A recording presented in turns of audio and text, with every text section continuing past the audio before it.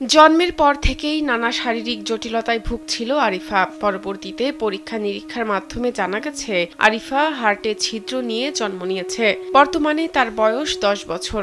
এতগুলো বছর ধরে আরিফার চিকিৎসার চেষ্টা করা হলেও টাকার অভাবে চিকিৎসা করা সম্ভব হয়নি। মেয়ে 3 দিন অসুস্থ হয়ে পড়তেছে, কিছু করতে পারতেছি না।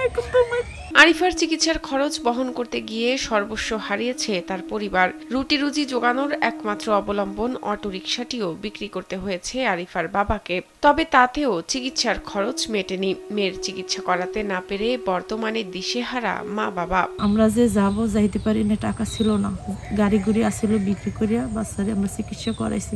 তো এখন যাইতে গেলে অনেক টাকা লাগবে। এখন কিভাবে যাব? এখন যাইতেও পারতেছি না, বাচ্চা চিকিৎসা করতে।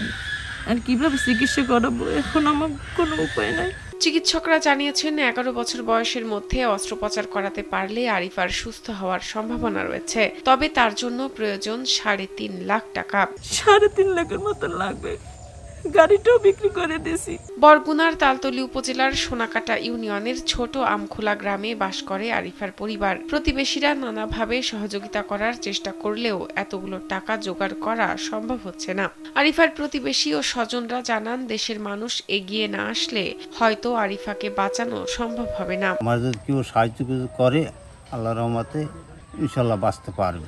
অনেক উপর মহলের মানুষ আছেন, সরকারের কাছে সকলের কাছে আবেদন জানাচ্ছি যে এই আমার ছোট্ট বোনটা, এই বোনটা যেন আপনাদের মাধ্যমে যেন আমরা এই বোনটাকে চিকিৎসা করতে পারি। এখন খুব সংকটে আছে, তো আমাদের দেশবাসীর কাছে আবেদন, যদি সমাজের বিত্তবানরা যদি এই শিশুটির দিকে তাকায়, আর্থিকভাবে সহায়তা করে, তাহলে শিশুটি বাঁচবে সকল শিশুদের মতোই। তালতলী উপজেলা নির্বাহী কর্মকর্তা জানান, তিনি বিষয়টি জানতেন না। সমাজসেবা অধিদপ্তরে আবেদন করা হলে সরকারের পক্ষ থেকে সহযোগিতা করা হবে। এটা আমি যে জানলাম তো আপনার কাছ থেকে, ও হলো আমাদের যে আবেদন করুক, সমাজসেবা আবেদন করলে সেটা আবেদন অনুযায়ী ব্যবস্থা হবে।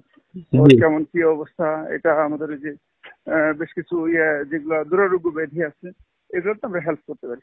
ওটা মনে জানে না, সমাজসেবা যেতে বলেন ওকে। শাহনাজ পারভিন, কালবেলা।